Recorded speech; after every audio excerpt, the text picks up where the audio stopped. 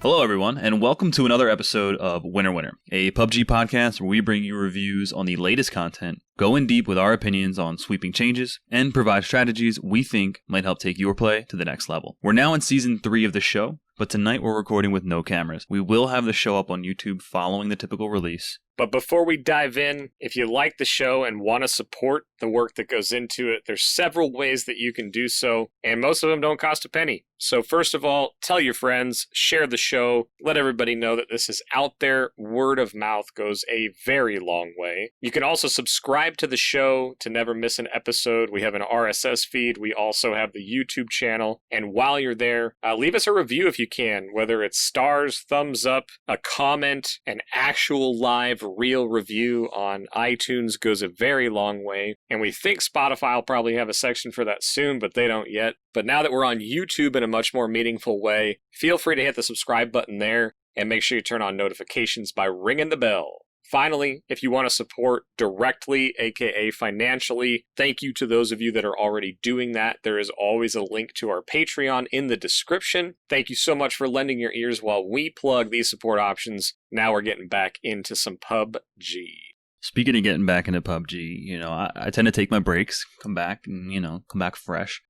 So obviously, I was playing a little more PUBG, I was having some fun, and then, the wipe hit for Tarkov, and I really dove into it. Spent a few weeks there, as did you, got into level 30-ish, you went a little further because you're grinding.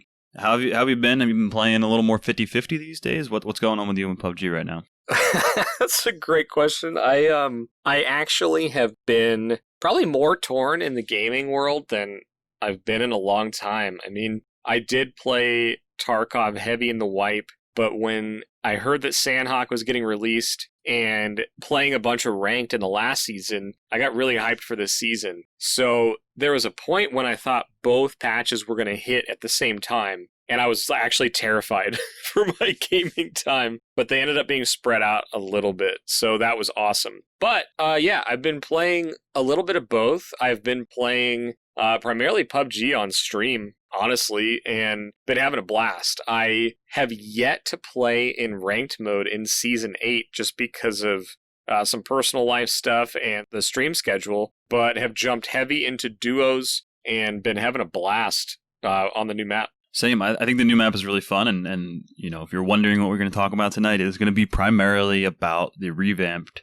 Sanhok. I mean, it really is a lot of fun. It's very different. It's a huge breath of fresh air. Like I said, I dove into the new wipe, and it was great. But I already hit once I hit level 30, I started to feel pretty comfortable in Tarkov. So I was like, let's dive back in and have a little more fun here. And it's been a blast getting back into it.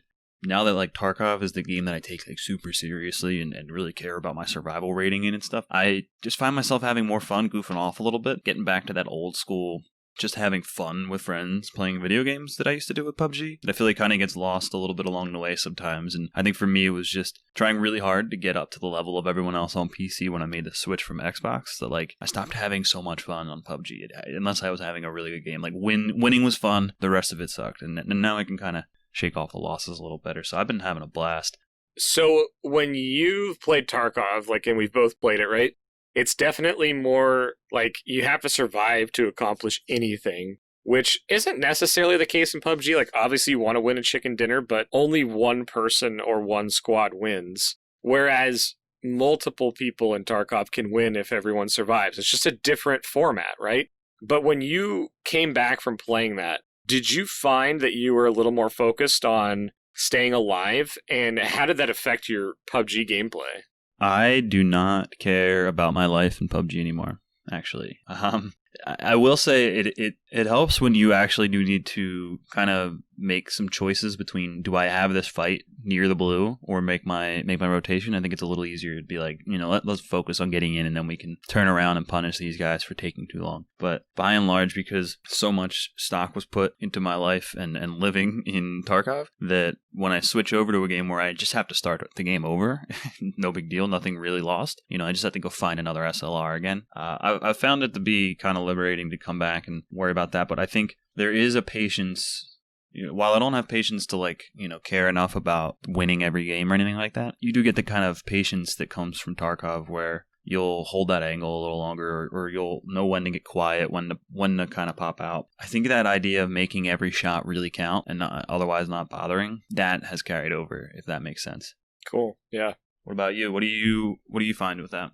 I find myself being willing to play a lot slower than I used to in PUBG. Like, I literally would get made fun of constantly for just W keying to fight. And I still do that a lot in PUBG, but I find myself much more strategically aware. And I think it's a combination of playing a true survival game and playing in ranked. I am much more conscious about where I am on the map, what's going on, what phase it is, where I'm going, what I need to do. And I found myself, to your point, not taking as many shots if I can wait and find a strategic advantage by not shooting, or, maybe we're in squads and I see one guy. I used to kill that one guy no matter what. If I see a guy, I was shooting. Whereas now I'll have a little trigger discipline and try to wait. So I've found my gameplay actually advancing by, learning some new skills from another game, which I find really interesting because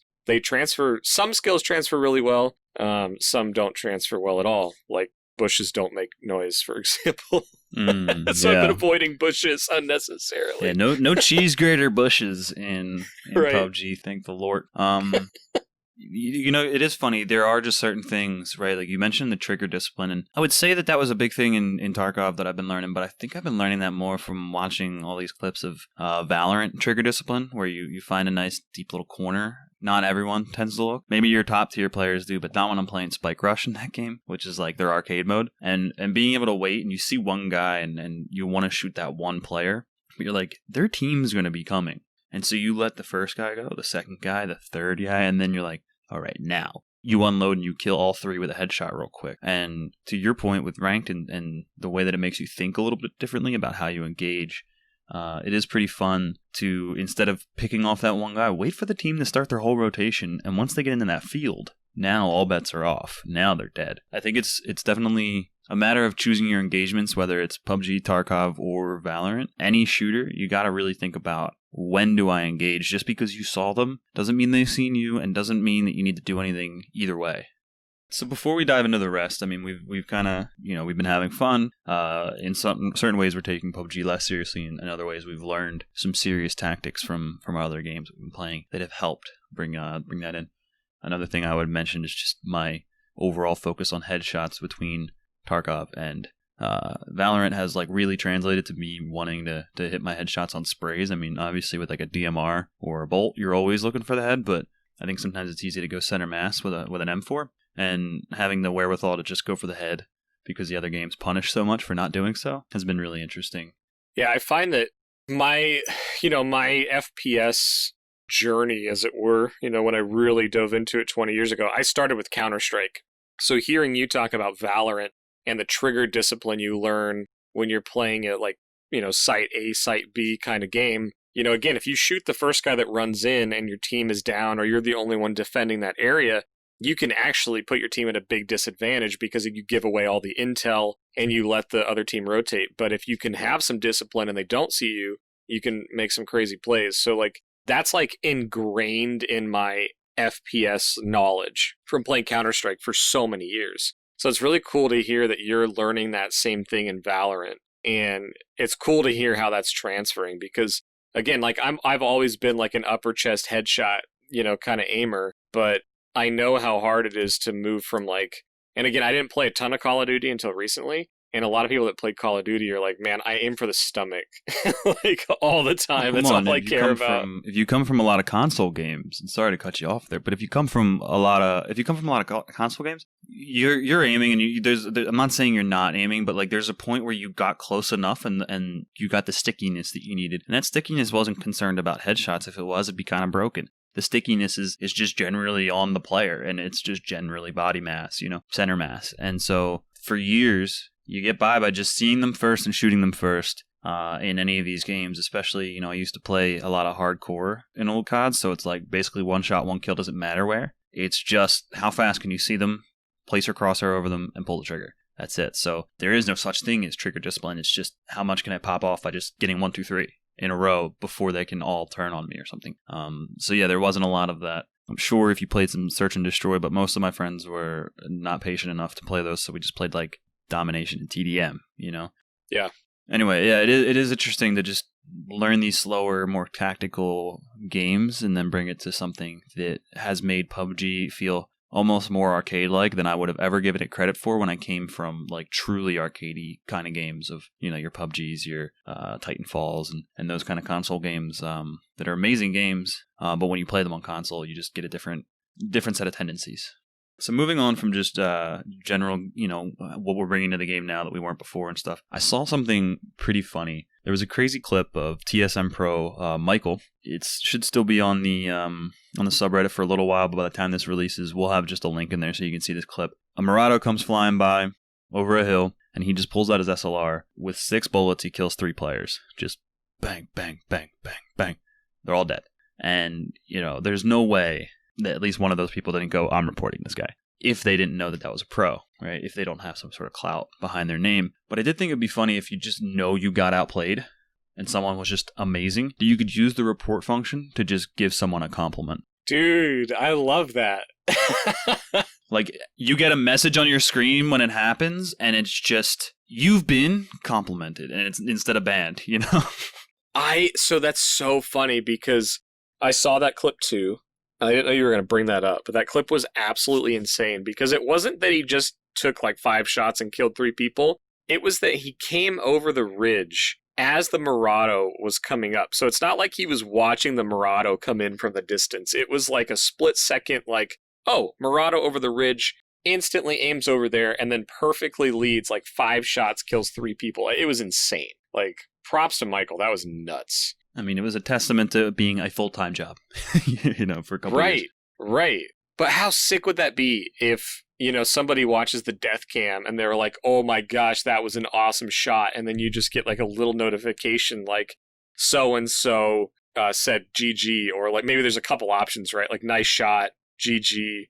Kind of like the Hearthstone message where you can't say something negative, but you can say something positive with your emotes. Mm-hmm. That's probably a good idea. That would be awesome. And what a cool use of that function. I would love that. Yeah, I mean, even if there was some sort of like semi-toxic, like, oh, you're super sneaky, dude. Like, that's the message, like, oh, master sneak or something. Like, is like the message that comes over to you. But like, all right, they're not saying you're cheating, but like, you got me. All right, cool. And that's it. And there's no way to put a personal message in there to make it bad, because obviously people have a tendency to be toxic, but just a little something to be funny. You've been complimented. The little heart flutter that will come in when you think you've been banned for no reason, and then it's like, nah, someone just thought you're pretty sick.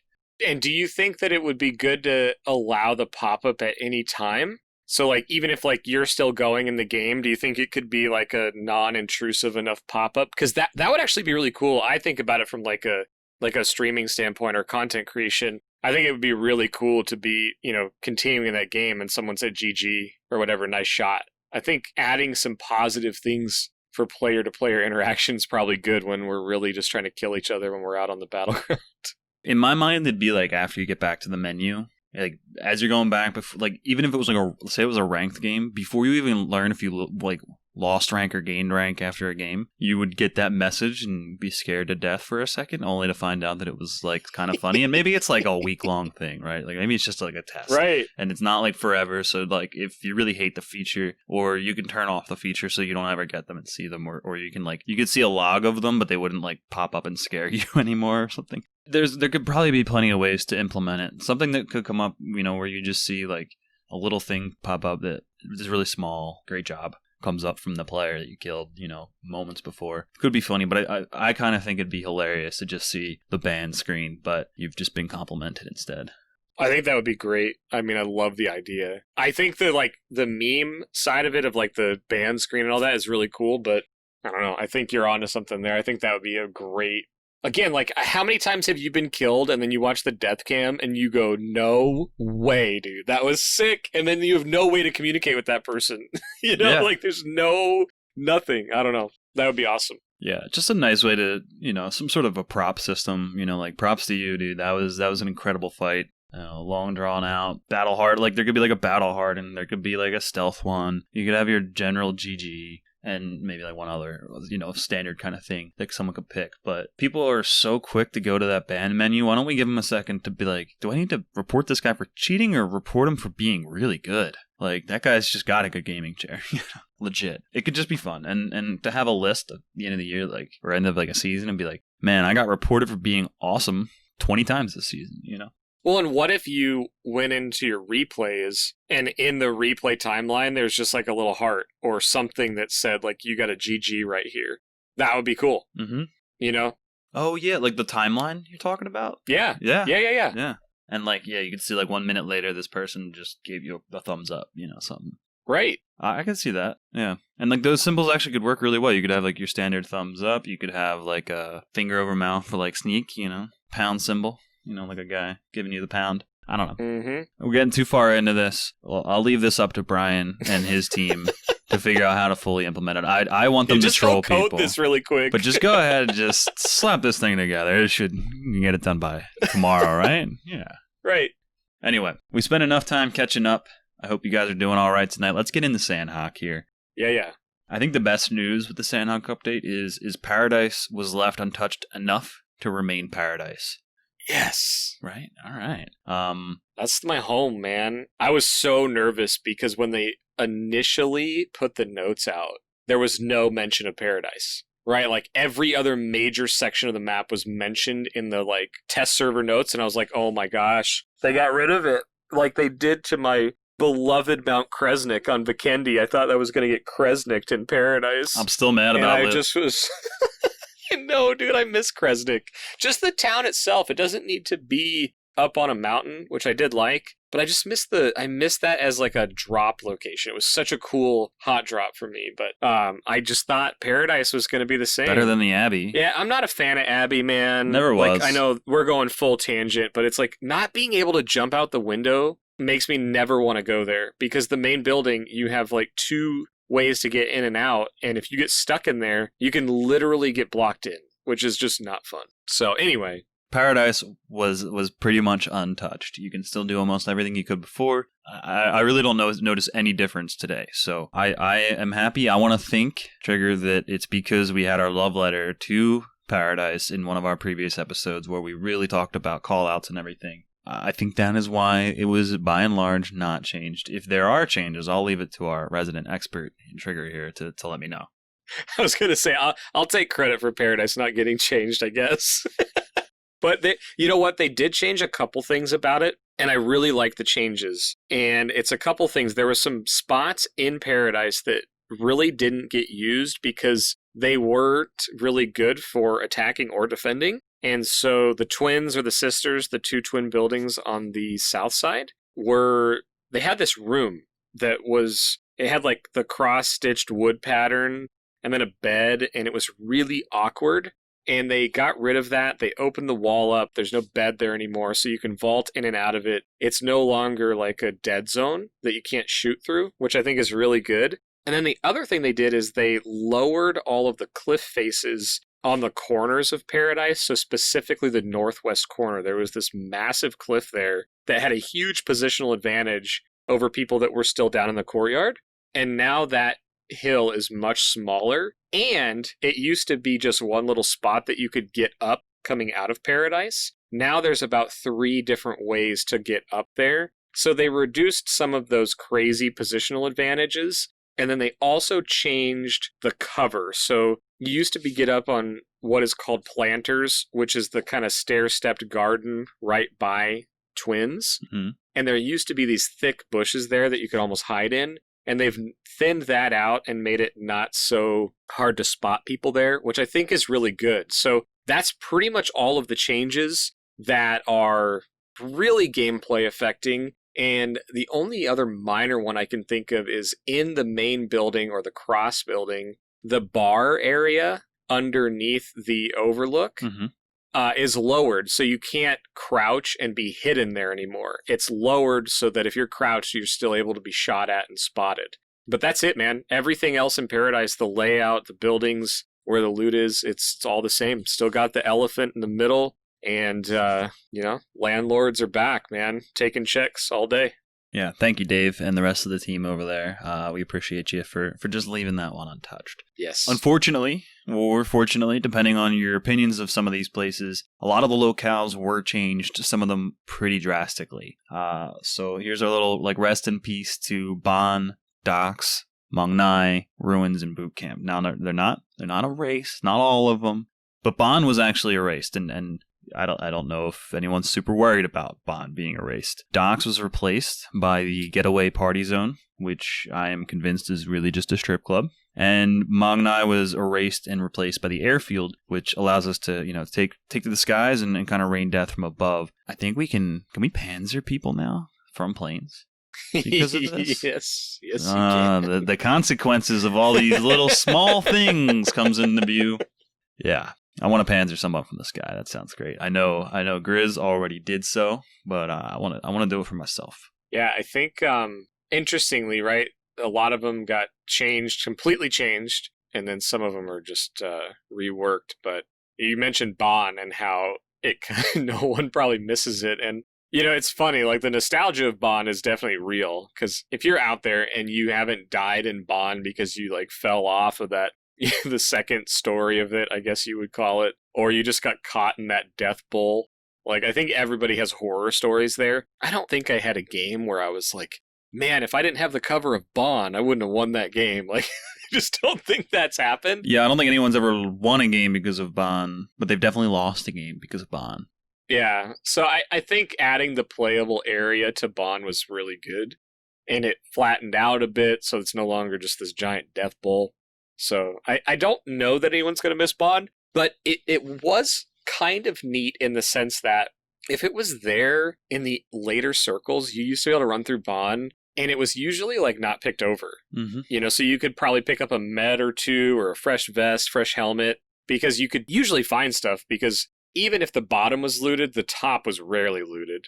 So if you knew how to do it, it was good. So again, I don't think it was necessarily fun because it was confusing. It was hard to stay on. I think it's a really good change overall. Yeah, I mean, it was a jungle gym death pit. I'm okay with it being gone. It's been replaced by some pretty standard, set of housing, but I think it serves the map better and it serves that area of the map better. All right, so Bon's gone. I'm not going to really cry over it. Mong Nai is gone. Another one that I never really went there. Did you ever go there, Mike? The rice paddies up in the northeast? Yes, I did go to Mong Nai. And this is a shout out to Mr. Von Droid. Von's favorite spot was Mong Nai. So any time that I play with Von... I knew there was a reason I didn't like Mong Nai. I know, man. I'm just kidding. Von and I like to argue. He would always go there. Yeah. He always liked Mong Nai. And so I went there, and it's funny. You would think that Mong Nai would not be a contested spot, but there was almost always a team there. And I primarily play squads with Vaughn on Sunday nights. And whenever we go Mong Nai, there's almost always a fight there. And the problem with it was you typically would split up and take different areas of it because there wasn't enough clustered houses or enough loot in the rice paddies or whatever. You'd always be split up, and then there's these awkward fights, and you'd never get out of there with your whole team. So no, I really don't miss Mong Nai, but I did play there a fair amount. Yeah, I mean, it's not that I never went there, but I never went there super willingly, or if anything, it was just to change up some monotony. Anyway, so Mong Nai was erased, just off the map. There's nothing that resembles any of it anymore. It was replaced by the airfield, and, so this allows us to get gliders on Sanhok. You can only get gliders in the airfield, and there are always two parked at the end of the airstrip. But there's no gas in them, just like every other map, and so you gotta go find that first. You were saying there's always a team that somehow ends up dropping at Mong Nai. Well, there is always a couple teams at airfield, at least right now. while the gliders are still a novelty. Oh my gosh, it's crazy. The structure around it is wild because you've got the two gliders that are at the end of the strip. There's basically no loot down there. There's a couple coastal areas that are kind of far off, but then you have these two monstrous warehouses, or it might just be one with a wall in the middle, that are wide open. There's literally just loot in there and a wide open empty space. And then you have a couple like concrete buildings, and it's just a slugfest, man. Like, if you're in squads, I don't know that you come out alive. Again, it's retained that from the original Mong Nai. Like, if you're dropping there's a squad, good luck getting everybody out alive because it's wide open. There's stuff everywhere, but there's nowhere to hide. It creates such an interesting risk-reward and a limiting factor, right? There's only two, so it's a neat addition to the map, I think. Yeah, you only need one scared player from the other team who like found his gas, but his rest of his team got blasted away, and they try and take off, and they crash it, and now your team can't even take them, and it's like that whole game plan is kind of like thrown away. What I've found most is there's only one person left. There's always like two teams that contest that actual airstrip, and one guy leaves, badly beaten with a gun with half ammo. And then some other teams, including mine, if I decide to go up there, will land on the outskirts and then come in. And, if you do that at Paradise, you're a parasite. But you do that at the airfield area, and you're just a smarter player, because that's the only way to really get what you need to actually get going. Because a lot of people don't plan for, what do I do after I have the glider? How do I win the game after I have the glider? Like, you have to get ready for the rest of the game at that point before you jump in. I think landing outside and heading in kind of late is usually the way to go, especially if you're in duos, because one duo is going to win the initial drop and get one of them, and then you got another. Yeah, and you're also playing the gas can roulette. In ranked mode, they start with some gas in them, but in regular, like, you have to find a gas can. So if you land there, win the fight, you still have to hope there's a gas can, and there's just not that many loot spawns there. Yeah, it can definitely be hard. I've had a few times when I just couldn't end up taking them because we went all over, couldn't find one. Anyway, I think the airfield is an amazing addition to the game, and having the ability to just fly over Sanhok has been really fun. I enjoy it. It's going to be hard to land that sucker and get it back up at the air if you ever need to, just because there's not that many open fields and stuff like that. It sure has been fun. So moving on from the airfield, we go to what replaces the docks, and I never really enjoyed the docks. I always felt like I would go to the docks and I would get into a fight with another team. It would take too long, and we would burn through all the meds that were spawned there, and then you leave with a tattered and broken team, and you're always running away. I've never landed docks and had the circle be near me. That just seemed to be a personal problem. But do you miss docks a ton right now? You know what? I almost never landed there, but it's one of my favorite TDM maps. So I do miss playing the docks in TDM because it is no longer there now that the new Sanhok is in play. Fair enough. I thought that was kind of a messy TDM spot, but it's certainly better than some of the other ones. I still think TDM deserves its own purpose-built maps to make it really, really effective. And I really want to see something other than TDM come in. I'd love to see like 5v5, best first of 3 rounds, one kind of slugfest where you gotta actually you die and you have to wait till the next round. I'd love to see some capture the flag or something. I want to see more done with the mini game stuff and some purpose built stuff. So I don't miss docks because I don't play that much TDM as it is currently implemented. I understand that it's great for a lot of people to warm up, but to me it's just a little too chaotic for me to get actually warmed up. I'd rather just go into the training ground and then just play it solo before I jump in with other people. Yeah, I think for me, I use it purely as a warm-up, and I'll usually play 2 maps. Sometimes that's 3 rounds on one and one on another, whatever. But the reason I like docks was because it had the crates, and so people came from all kinds of angles, and I usually turn the sound off and just shoot stuff. And when people can come from all kinds of different spots, for me, it's super helpful just for that, quick twitch kind of action. Mm-hmm. I guess you just brought up a really good point, is that I think there is room for some more small team, small form something, right? Whether it's 5v5, capture the flag, some kind of game mode. I just think that could be so cool. To your point, I do think they either need to tweak the areas that are in TDM or build some specifically to it, because there's the one that is kind of the long-range sniper one, not on Vikendi, but it's on Erangel and it's in the airfield. Every time I get it, I cringe because what people have figured out is there's a spot on the map where one of the planes you can see under. So 90% of the time, you're literally just fighting people that are prone on the other side of this plane, shooting out people's ankles. Mm-hmm.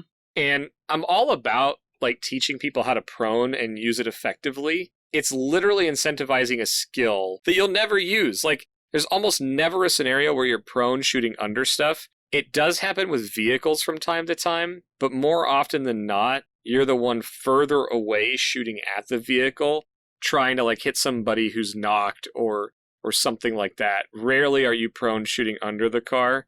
And if it does happen, oftentimes the tires get shot out. So it's just a really rare scenario. And it frankly, it ruins like an entire side of that TDM map. Yesterday, and again, the reason I'm passionate about it is because yesterday I got it 2 times in a row. And there's a dude with an MK14 that was just spamming under the stupid plane. Mm-hmm. I just want to warm up. Leave me alone.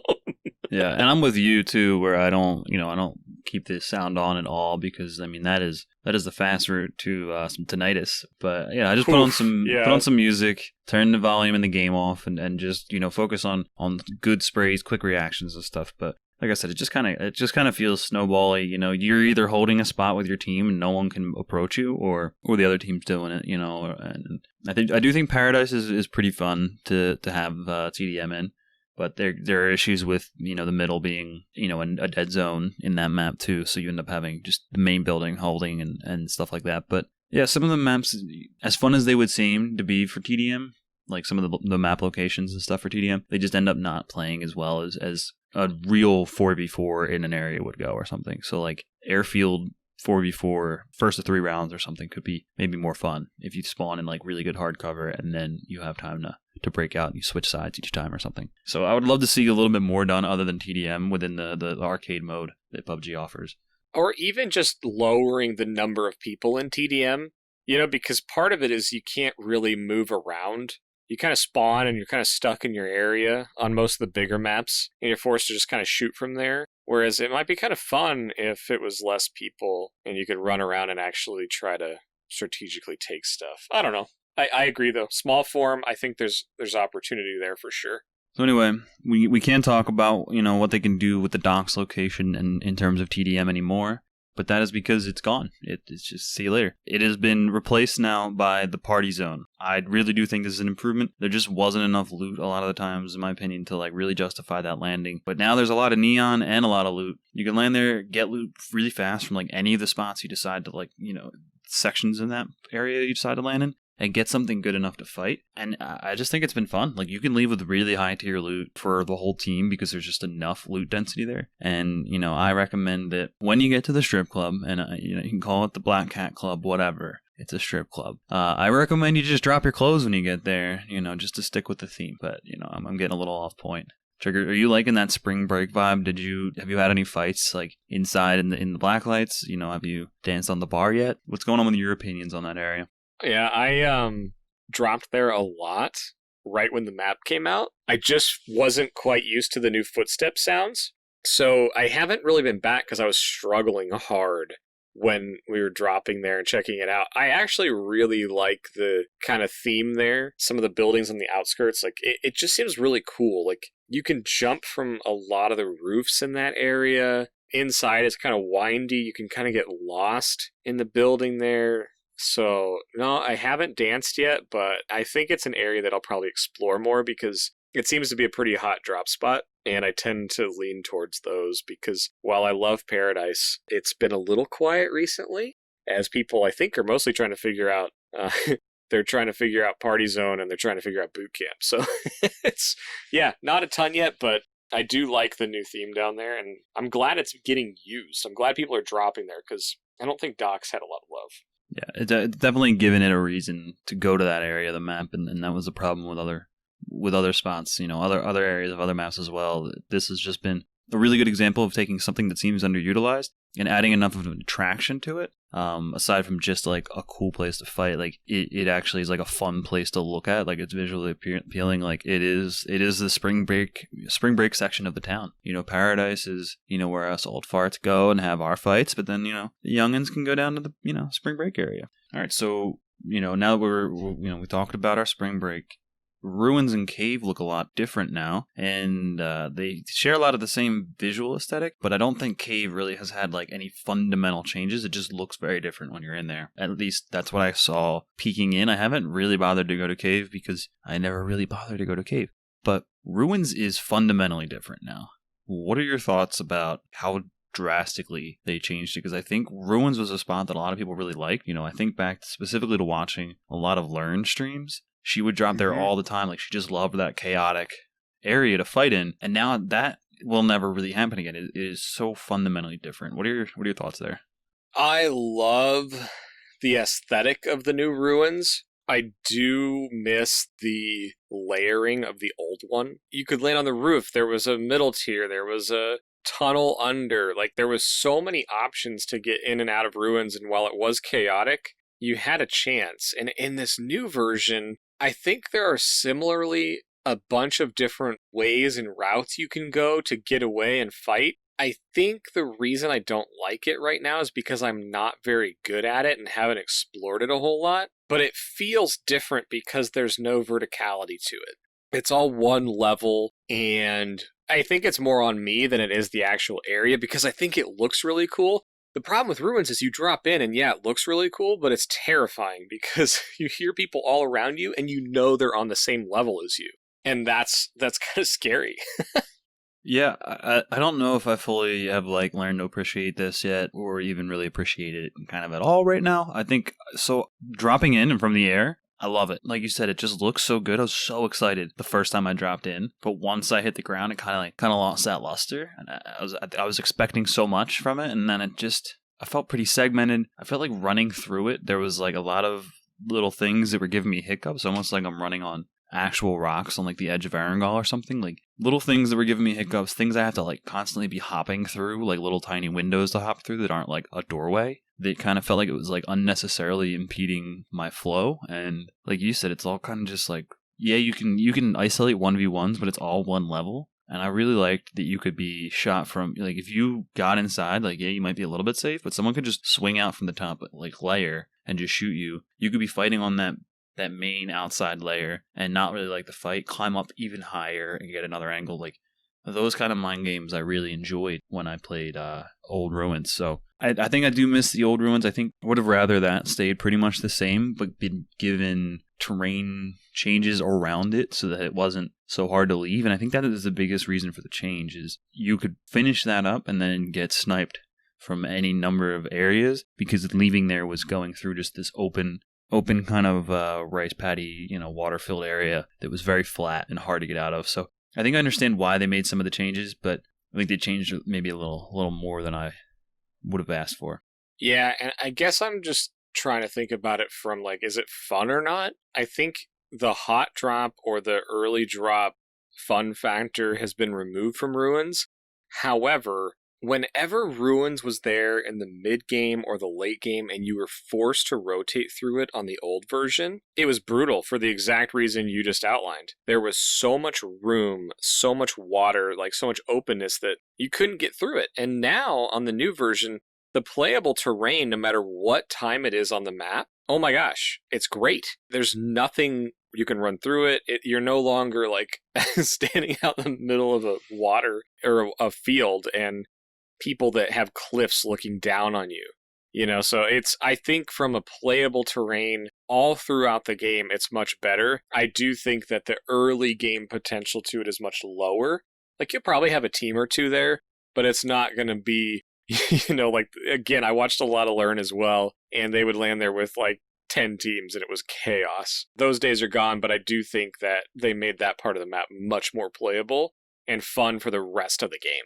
So let's get into the kind of the flattening of terrain, the general idea of less places where you're kind of doomed or where you would have such an insane advantage if the circle would happen to be there or you caught someone coming out of somewhere.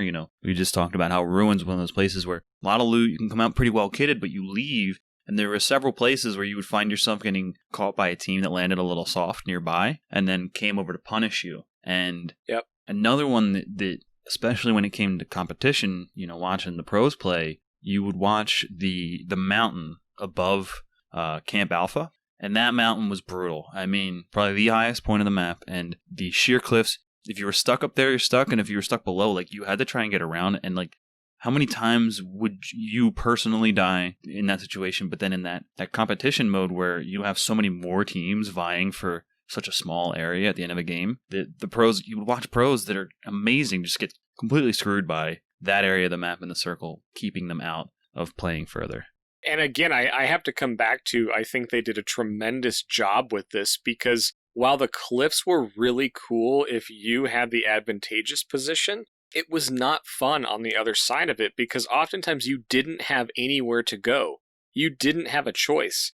I've lost dozens of games in second place, solos, duos, squads, whatever, because of a random shift in phase 7, 8, 9, where I was on a lower portion or a higher portion, and I either had to jump down too far and I would die, or I would have had to go up, and you can't. And so it was just like, oh, well, I lost the game because of a shift. And so that feeling of the game no longer decides that, like, they flattened it enough that you can move up and down the hill. It's dangerous because it's really steep and slow. But again, I think they made that whole area more playable. And if you get there in the later circles, there's actually strategic decisions to make, not just, oh, well, I hope the circle comes our way. Yeah, it's a lot less we're doomed on this side of the river, on this part of the mountain. You know, there's multiple way up to the top of that temple, mountain, whatever you want to call it up there. I mean, from every angle, you can get there from the alpha side, you can get there from the river side. Every single way has some pathways up, and the entire way up, all the way around, seems like there's actually these little playable bowls that you can use, which is, I think, what you're getting to, where, like, you could have a team in that bowl and shoot out, and you can take, like, 2 teams on at once almost from a lot of the different areas, whereas before it was just big sloping hill up, and that's, like, it. Yeah, that's actually probably one of the areas I had the coolest, like, end game of any match I've played on the new Sanhok was up on that hill, and the end circle was centering around one of those bowls. And so the team that was up on the highest point of the mountain, and then the team that was holding the compound that was kind of on that overlook ledge. And again, I don't even know where this is yet because I don't know exactly where it is on the map, but we were stuck in between them, and this was in duos. There's 6 people alive, and we have a team above us, a team across, and I made the horrible call to rotate into this little hut or whatever it was in just an absolute death valley. And we got so lucky because we decided to split because I made a bad call and I was playing with J-Mac and he's like, yeah, I'm gonna go this way. We're going to split. I'm laughing to myself because I was watching and making fun of you while this was all happening while I was working. And it was an amazing end game, dude. I mean, it was great, but I'm sitting there like, why are you going that way? You know, like furiously typing, like, get out of there, dude. You know, just backseating like you wouldn't believe. But anyway, like, yeah. And so I realize it because they start shooting and I'm like, oh my gosh. And Jim X like, I need your help. And I'm like, I can't. I see the other team on this hill over here. And so I ended up rotating around the lower team, spotting them, and then sort of flanking up, having a little discipline there. And then this dude like jumps randomly and spots me, but I took them both out. And then J-Mac is underneath the high team. I now have the lower positional advantage, and fortunately I was able to snipe him down, and J-Mac got one of them, and we ended up getting the chicken dinner. But that area was defined previously by cliffs, by 100-foot drops, and there just would have been no playable way to end there other than you hope that you get the circle, and if you do, you win. And now it's probably the most memorable game that I've had on the new map, because even when we made a bad rotation, we still had options to play in that area. And I guess that's what I would encourage anybody to do, is really look around. There are so many divots and dips and ridges, and they're no longer these massively defined, you know, geographical structures. They're much more subtle, but you have a ton of cover, and a lot of it's terrain-based, or it's still terrain-based, but it's no longer these huge, like, cliff faces. It's much more hilly and ravine-based, and I just think it's fantastic. And I just, again, right now, I don't know the map very well, but I'm learning all of these cool new spots, and I just feel a lot safer moving around the map, as long as there's not tall grass. Yeah, there's a lot of tall grass. Before we move on from that temple area and the cliffs, I do want to say Yeah. there's really only one reason I'm gonna in my mind, miss the cliffs, and it goes back to one specific play. It was when I was watching the most PUBG esports, at any point, and it was brand new. Like players had just gotten this forced on them. They were like really not happy that they had to play Sanhok, but they were making it work. And I'll just never forget. I'm pretty sure it was Moses casting, but I won't forget the player. It was Taylor J, and it's endgame, and there's a team below, and his team's pretty safe up top, but there's a good chance that they're not going to get that actual last very center of the circle. And so he primes a nade and just jumps off, holds onto that nade, and then throws it midway. And I mean, he didn't get them all. It wasn't like the game-winning most amazing play ever, but the cojones on that dude to just be like, guys, you guys do what you can with this, I'm sending it. And he just jumps off and goes for the nade play. And there's countless other people who like jumped off of cliffs at the end of the game and just hip fired for the win and stuff. But seeing that in a pro game, like players just trying to adapt to this map that really was kind of becoming evident wasn't playing very well for the pros, that was just an incredible moment. You just reminded me of when the BRDMs first came out.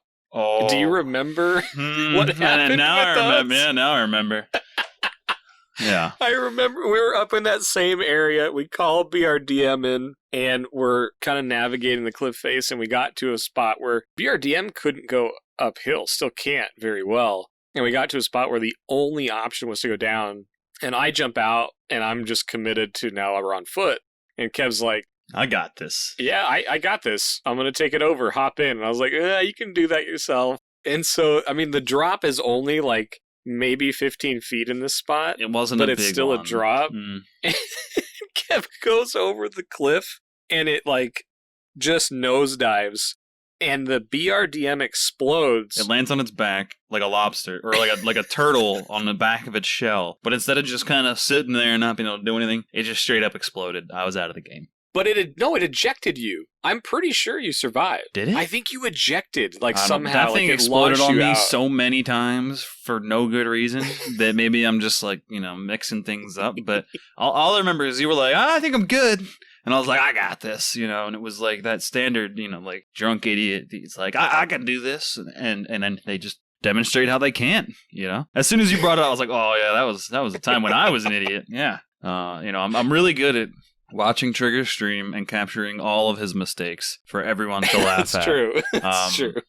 At the delight of everyone, including Trigger. He enjoys it too. But I do tend to show up and just be like, hey, look at this clip I found. You're like, oh, you showed up just for that. Thanks. Get out of here. To the point where I think we need to have a montage of Trigger moments soon. But oh man, there's some good ones recently.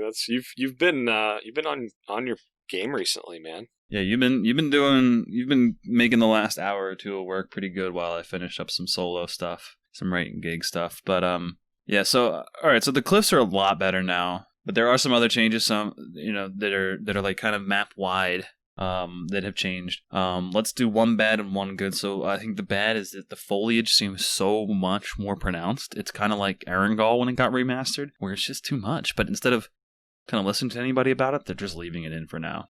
Oh, yeah, I'm so torn on it because it really feels good to run around the map, right? It's not like, it feels like a jungle, it feels dense, it feels like there's cover. It's no longer like really flat and open in most areas, except for if you're leaving boot camp. But yeah, I guess I'm not 100% sold yet on the grass, the foliage, the color scheme of the ghillie suit, and the overabundance of them. All of that is sort of playing together to make me lean towards it. Maybe too dense right now. Maybe too easy to find cover in plain sight. So yeah, I kind of agree with you there. I'm not sure if it's in the best spot as far as that goes. And that said, though, like it hasn't given me a bunch of problems in the mid game. It's once people have gear, it just feels like if you rotate late on Sanhok, which used to be like really, really common, you just get punished by someone that you never see. And it happens a lot.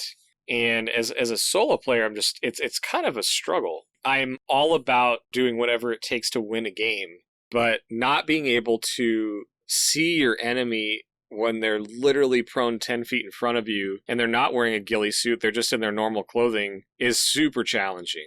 I agree. And so the foliage is more pronounced no matter what, but I think the combination of foliage and the immense amount of ghillie suits that come out of the loot truck, which we will be getting into really shortly here, but I think it's the combination, and I think maybe we just save that last part of the ghillie suit conversation for the loot truck spot, but it sure does feel like there's a lot of people just blending into everything, and I think my slight color blindness, I always used to have trouble before they put colorblind modes into PUBG, spotting people in all that green, and so there's so much green, and then we have people wearing green, and like it just seems like there's too much to really even identify movement through all that for me sometimes, so maybe it's a personal problem, maybe it's a ghillie suit balance problem, maybe it's the grass. I think it might be a little bit of all three. So that's maybe like another, so we have the good of a lot more flattening, a lot more ways to approach some of the old problem areas, like that old mountain. And the grass might be a problem in itself that is noticeably just a little bit higher, a little more dense. But I think one of the best things they've done is narrow the rivers that connect the three areas of the map. Yes. I mean, there's more bridges all around. You can jump across it almost. It's so much smaller. There are spots where you can jump across it. It's amazing. Man, does that open the map up. And, if you're on one side of the river and the circle goes to the other side, you're not like, oh no, I'm so dead. Mm-hmm. It's a pretty cool feeling to not feel like you lost the game because of the shift. And that's where I think the brilliance of this map is. And I know you want to save it for later, but I just feel like it's overshadowed by the foliage ghillie suit issue. Mm-hmm. And I know we'll get to that when we talk about loot trucks, but I don't want to take away from how good the map, the good that they did is amazing. And the rivers is one of them, like just narrowing them a little bit. And some areas they're still pretty wide and you can still swim. And it's good. I think that's good to have. But for the vast majority of the map, it's much narrower and you can spend like 4 or 5 seconds getting across instead of 20, which is really nice. Yeah, I mean, overall, I am a huge fan of having less rivers to get in the way. Yeah, so I mean, overall, this map feels so good. It just feels so good. They've made a lot of really smart changes. They got rid of some stuff that we like. They mostly changed a lot of things we did, maybe have a little bit of an issue with places that were underutilized. But I think one of the most controversial changes is boot camp. It's now really symmetrical. It doesn't seem to have the same amount of personality. Notably, the lobster building is dead. It's gone. I miss dancing in lobster as much as I did, as much as I missed the dancing lobsters from the Amanda Bynes show. For those of you who remember that, a little fun fact, I have an alt account for Xbox when I used to play. It was called Dancing Lobster. Like, I don't know, that show came out when I was at the right age for it, and just, all those stupid old Nick shows and stuff. And, every time I saw a lobster on the map and we were dropping in there, I kind of had that image in my head. Very personal thing here, but I think a lot of people, like, who really loved boot camp probably aren't super happy with this change. I mean, it seems fair, but like the fights feel maybe less chaotic, but I don't know. That was the draw of dropping the dead center of the map. Yeah, so I'm sort of in a different camp than what I hear from most people. I really like the new boot camp because of the fact there are kind of like sections. It's no longer like you got lobster and then you got a couple 3-story buildings, and those were your options, and then the warehouses in the old version. Now you have tons of area to play in here. And so if you hot drop it, you can control like a little section of the map. And again, I think what it does, it allows you to loot. Even if you hot drop it, allows you to loot typically before you get into a fight. Whereas if you had a bad parachute on the old boot camp, you're dead. By even a second, 1 second late, and you're dead. And that's not fun. It's not fun to know that a half second on a parachute mechanic that didn't always drop you in the right spot, or sometimes it glitched out, or you hit a tree or whatever. That was not a fun situation. And so that's where I think, again, man, I just think the map changes they made were really good because, yeah, there is no like clear hot drop area on the map anymore. And I feel like that's really intentional. I feel like it's meant to drive engagement towards the mid and end game. And there were so many times when I would get to the end game on old Sanhok and have like 25 people alive in phase 4. Dude, you get or phase 3 even. You'd have like the second circle coming in and you'd be like, wow, there's only 35 folks left, Like, exactly. And on the new Sanhok, that is not happening. There's a lot more people alive. People are a lot more spread out. It's making rotating more challenging. Again, exaggerated by some of my perceived issues to my gameplay style. I know there's a lot of other gameplay styles out there, but I think this is still cool for people that like boot camp and like to hot drop, because I think there will always be early fights there. But for me, I think the coolest thing they did with boot camp was this underground bunker, and then the lore video that they put out just adds so much flavor and kind of knowing what was going on there. And I mean, we didn't even talk about that. And that video was probably the coolest PUBG video I've ever seen. It was phenomenal. And just knowing that that's what that whole area was, it just adds some really cool flavor to it. And it really is like a fortress. You know what I mean? Like Lobster, it didn't really serve any purpose. It was just like, okay, what is this U-shaped building doing here? Whereas the new boot camp, it is tight quarters. It is fortress-like. There are sniper towers. Like, it's really cool. Yeah, I think once I got a little more used to how to land and kind of like hold one section before you start to push out and clear, yeah, it's not too bad. And, I remember the first time I even went down below into that underground system was actually just because my shoot wasn't the best and someone had already landed and they were grabbing stuff. So I was just frantically sprinting around and I found myself down there. I got some good gear and I came back up. I think I came back up on the wrong side, like not with my team, and was like, I'm just going to do my thing. I have no idea where I am yet. So, kind of like came behind a team and had to like battle my way back to the team. It is an interesting area. I just, it's just hard to move on from the things you did like about certain maps. And I think Boot Camp was very unique and had a portion of the player base that just loved going there. So I think you're right. And that's fair. I don't know that a true hot drop location exists on the new version. And I think it's intentional. I think it's smart. But for the players that did like that, I do think they're hurting for that experience that really Boot Camp was known for. Yeah, I just think if the same level of changes happened to Paradise, we wouldn't be moving on from this as quickly as we're about to. Well, I kind of did, though, on Vikendi, man. I literally dropped Mount Kresnik every time. If it was within a normal plane path every single time. If it wasn't, I went to Castle. And I did move on from it, but it was bad, man. Like, Mount Kresnik was such a cool hot drop to me. And one of the best. It's just gone. It's completely changed versus Boot Camp. I think it still retains a lot of the like central location, kind of bunkery, kind of like if you win it, you are center on the map and you can probably hang out there. Like it retains a lot of that. It's just not going to be 30 people dropping there every single time. Or if they do, they're going to be spread out and the fights are going to be drawn out a little more. Whereas a lot of the fighting in Boot Camp would be done within the first couple minutes. Mm-hmm. And now I think even if a bunch of teams land there, you're going to end up with teams that are spread out all throughout Boot Camp. And those fights may last, 2 or 3 times as long because of that.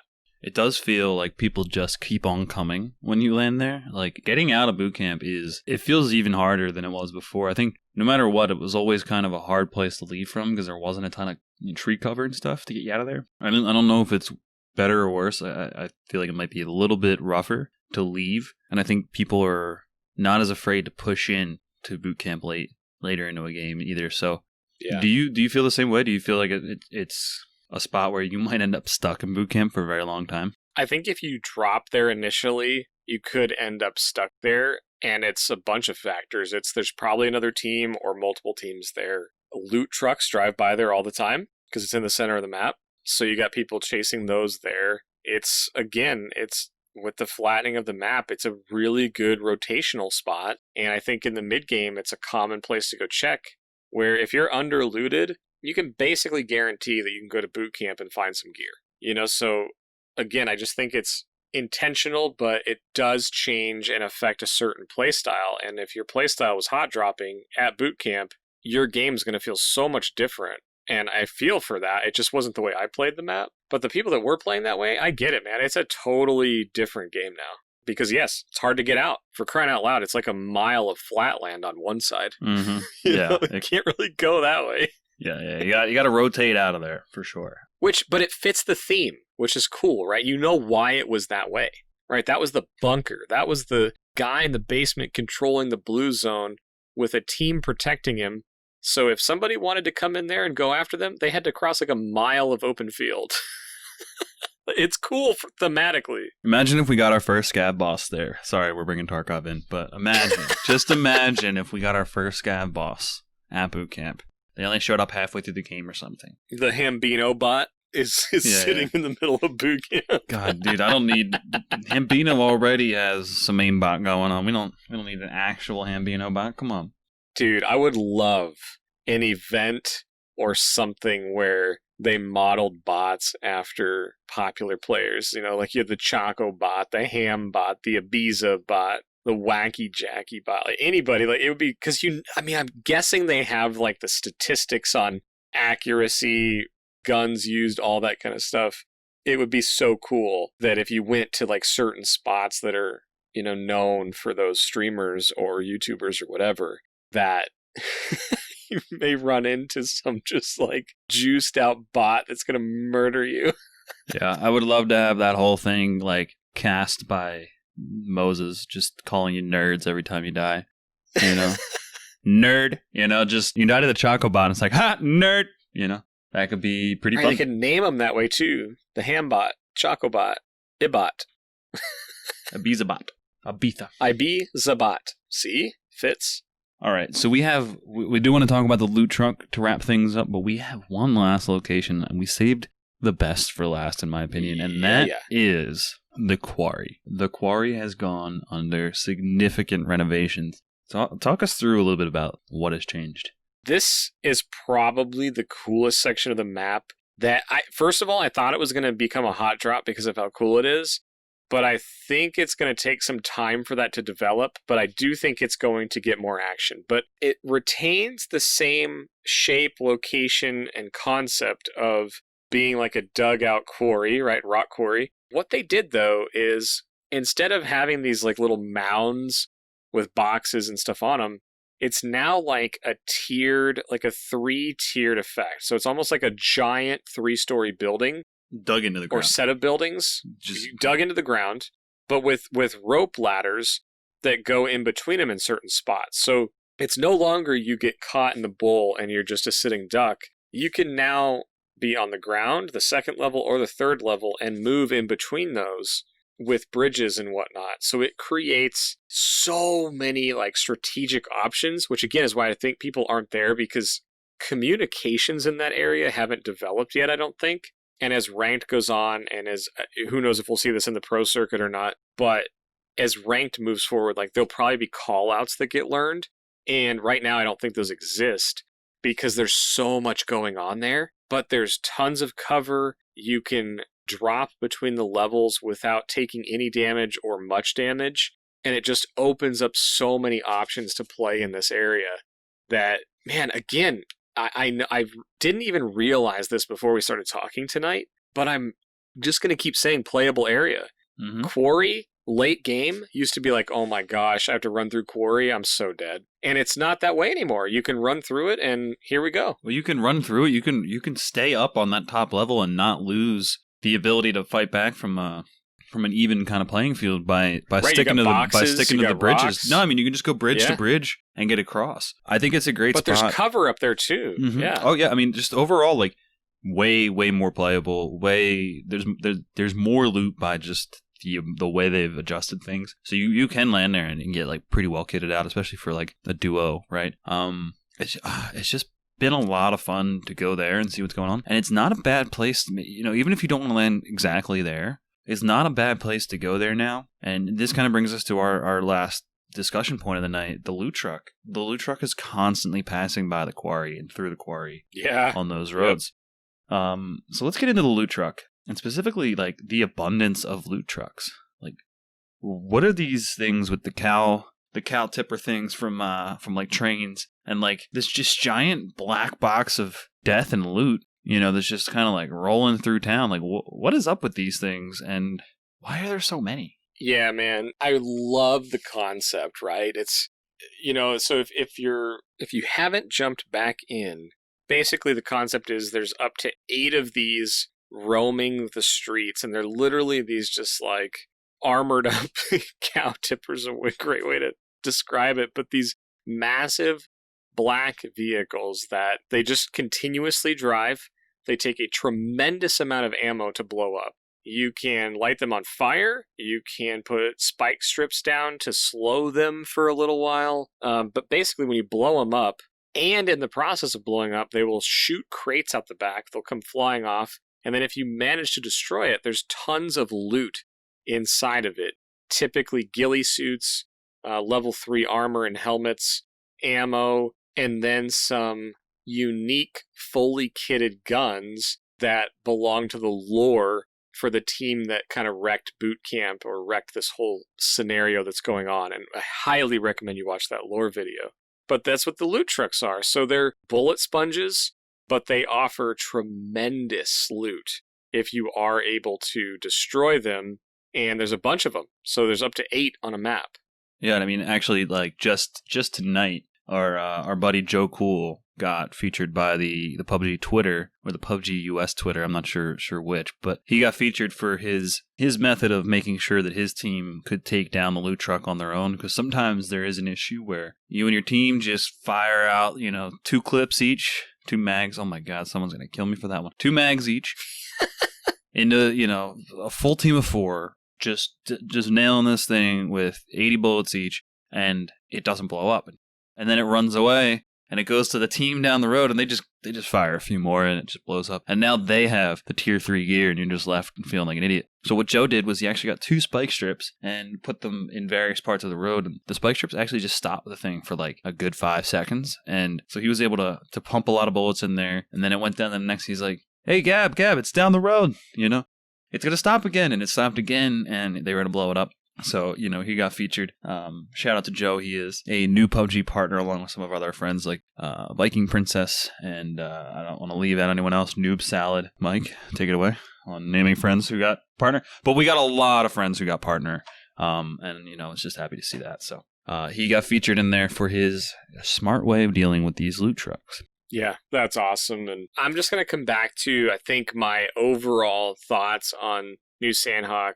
And I'll wrap it up with my hope, concern, whatever you want to call it, related to loot trucks. But what it boils down to me is that the new terrain, the map itself, just great. Explore the new areas. There's so much stuff to explore. But for me, it's the combination of the loot trucks dropping ghillie suits. I actually think that's where my issue is. I actually think this is the issue. The end game in Sanhok right now, at least in the casual modes, and casual is not the right term, but non-ranked. Almost every end circle is defined by the last 3 to 10 people having level 3 gear and a ghillie suit. And I'm not sure that that's fun.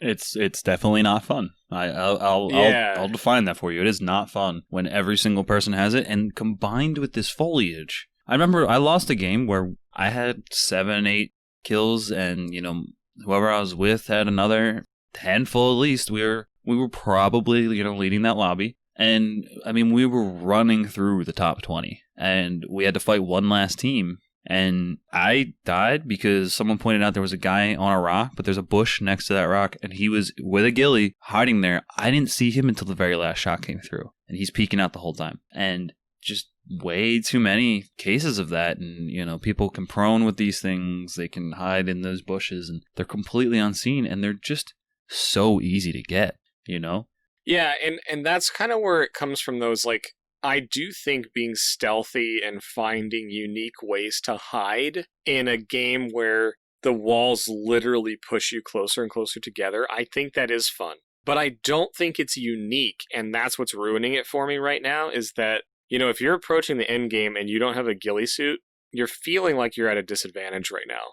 Because you are. Because most of the other players will have them. Because typically those loot trucks have 1, if not 2 ghillies.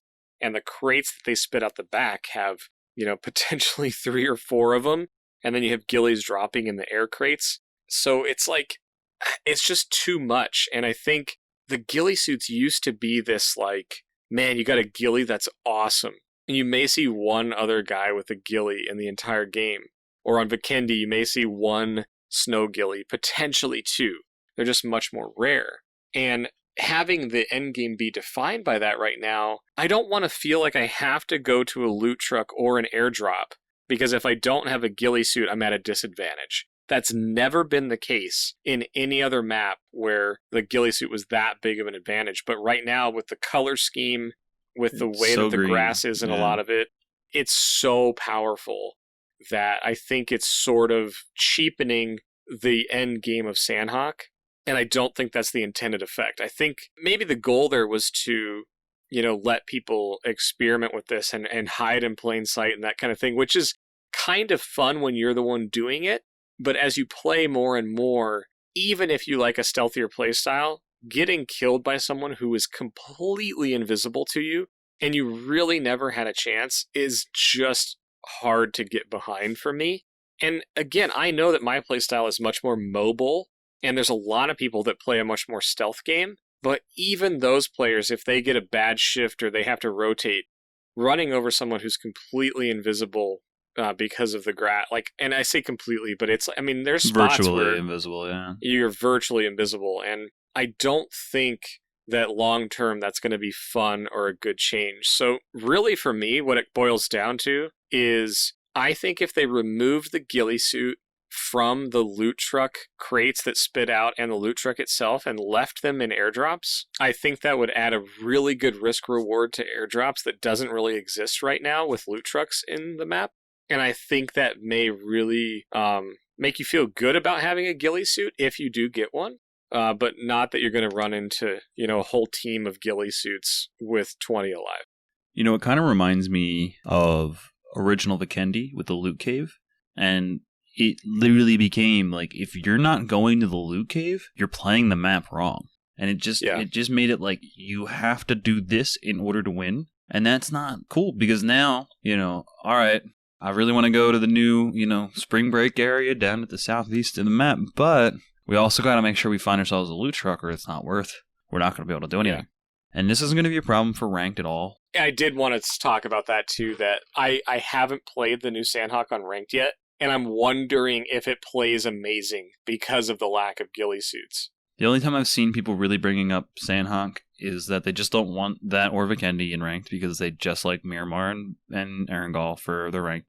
Or they just feel like they've unfairly gotten Sanhok like over and over and over. So I haven't seen much from, our circle of friends or people that we follow saying that it's necessarily bad for ranked. I'd really have to ask someone who's been scrimming it and been playing ranked a ton and have them come on and talk more about how Sanhok feels from a ranked perspective and how Vikendi plays. Because that's also, Vikendi's been added to the ranked pool as well. So I'm interested to see how those are playing out, how people are perceiving them who are playing ranked a lot more seriously than I ever will. Like, I liked ranked. I love the idea of ranked in terms of no bots and playing quiet drops, get your loot, and then get ready for positioning game and play the end game of 30 people in a phase 6. That is why I like ranked. But the whole grinding it or caring about where I place for ranked points, like, not as much for me. I'm not gonna like be super upset that I derank from gold into silver again or something. Like, that's not my drive for it. So I wouldn't be the one who should be talking about how those changes feel. I'm not someone who's trying to compete in a PCS.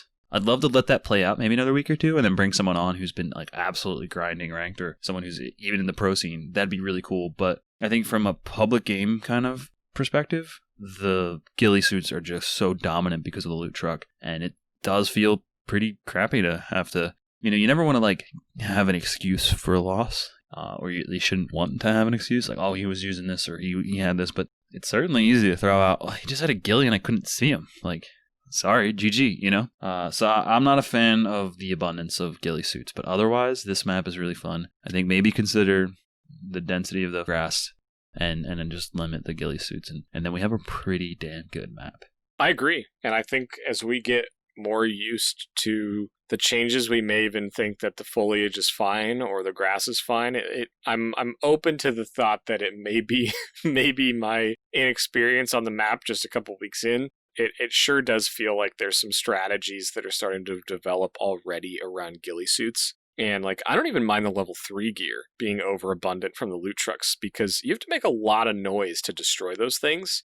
So, people know where you are. They know where the level 3 gear is coming from. I don't know that destroying those should give you the insane advantage of the ghillie suit camo and level 3 gear and potentially fully kitted out guns. I think it might just be a little too strong right now. Yeah, I don't want to call for a nerf to the foliage right away before seeing what the map would play like with a lot less ghillie suits. I think that's like the first thing we test is just let's take the ghillie suits out and see how people are feeling. If people are like, okay, that's really all needed, then we're fine. No needed changes. Yeah. I don't want them to have to go back on a design choice, but I do think that the ghillie suits are too much right now. Other than that, I mean, this map has been a lot of fun. I've been enjoying it.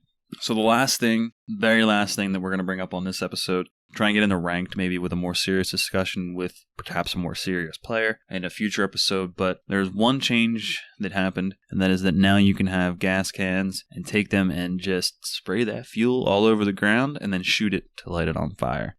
Aside from lighting your friends on fire and having your friends light you on fire, Trigger, I mean, what do you think of the gas can change as a final that's thing? All it's good for, man. It's beautiful. Yeah, I think I've only used it to troll. Yeah, if a teammate is like not paying attention and you're circling around them and lighting a gas circle, it's amazing. But I guess I haven't been in a scenario yet where, throwing the gas can and shooting it or setting a trap for someone. I just haven't done it yet, but I'm excited to keep playing with it and get in those scenarios. I think adding the additional utility on it is amazing. And if I remember right, I think, wasn't it Griff on this show that talked about throwing the gas can and shooting it? I mean, like a year ago? That was him. I mean, we should probably give him all the credit for it. I think that was his idea, and no one else ever thought of it. That's fact, because we said so. So I think it's really cool. I haven't used it to its full potential yet, but I love that there's an option now. It's one of those novelty things. You're like, I wonder if this is going to break the game. And you realize it doesn't do all too much, but occasionally pop its rear its head, and it's usually pretty funny. Even if it were to happen to me, where I walk into a room and someone just lights that thing on fire from like a corner, like that guy was gonna be corner camping me anyway, most likely. But at least he did it in style. I can respect it. So yeah, you can just hold it in your hand and press your normal fire button, and you'll dump it out. But you can also aim it and throw it now. And when it hits the ground, because of throwing it, it'll actually like kind of drop a little bit of fuel, so you can just shoot the ground or shoot the thing, and it'll instantly ignite and explode. Instead of having to place it, shoot it a bunch of times. I mean, you can do the old school method of placing it and shooting it, but you can just throw it, and then someone can come and you can just shoot it once, and it should blow up. But I mean, that's really it. I mean, it's like a novelty thing. I don't think it's going to decide too many games unless someone is very confident that they can decide the game that way. Like a good old 2v1, and you're like, I'm going to risk it, and then you close it out if I die. That kind of thing. But yeah, that's it. I mean, I think this is the right way to go about redoing a map. I mean, I think it addresses some of the problems that we especially saw in competition with the Northwest Island and that temple with the Cliffs of Doom. The giant, rivers you had to cross are now much narrower. Places that weren't visited got good changes, and I'm just super happy with almost all of the changes I've seen. I'm in the same boat, man. I think a lot of it, at least personally, my feelings towards questions are inexperience. I do think I'm concerned about the ghillie suits, but that is such a minor deal that I think overall, man, I'm super pumped about this map. I think they did a great job. I'm excited to see high-tier ranked players, the pros, and everybody just gets more experience on it. I don't know, man. I hope it sits well, because it does seem like the map is much more playable now, and that's my theme throughout this episode that I didn't plan on, but I'm sticking to it. Nothing bad there for me to say. All right, well, that wraps it up for this episode. We obviously didn't get into everything that this new patch brought. Big thing is going to be the rank discussion at some point. But I mean, that wraps it up. I mean, a lot of new location changes came, some new fun things like the loot truck and gas can changes that were implemented. Nothing crazy to the weapon systems, so that meta still remains the same, whether you love the barrel meta or you hate it. Maybe you miss the old M4. I know I do. But tell us what you think of all of the new things that were changed to, Sanhok in particular. Are you liking the new season? What do you think of the new passes? Are they taking better approaches to that? We could have gotten into that more, but tell us what you're thinking right now. Let us know. We'd love to catch up with you guys. Until then, just thank you all for sticking with us. I hope you're enjoying the game and enjoying this start of Season 3. We're going to have a lot more content coming to you for the rest of this PUBG season. And I look forward to chatting with you again, Mike. Yeah, man. Sounds good. This is great. And if you're looking to catch up with us during the week, you can always catch us on Discord. We're in there most of the time. You can catch us on Twitter at MTBTrigger. Kev is at the1heart_, and I stream a few days a week on Twitch, mostly duos in PUBG, early in the afternoon. Do play a little Tarkov as well, but recently it's been basically all PUBG because I've been digging it. So come on by. Yeah, that's pretty much all I got, man. Yeah, you'll also find me in Trigger's stream just ruthlessly trolling him, whether he's tearing up Factory in Tarkov or having some fun with his duos in PUBG. But yeah, come by and say hi, any of the ways. And just, again, thank you to our Patreons. Thank you to all of our listeners. Thank you to Spiffy Man for allowing us to use his music. We love it. It gets us hype every time we hear it, and I'm sure it does for many, many others. And I look forward just to talking more PUBG. Have a good one, everybody. Thanks. Winner, out.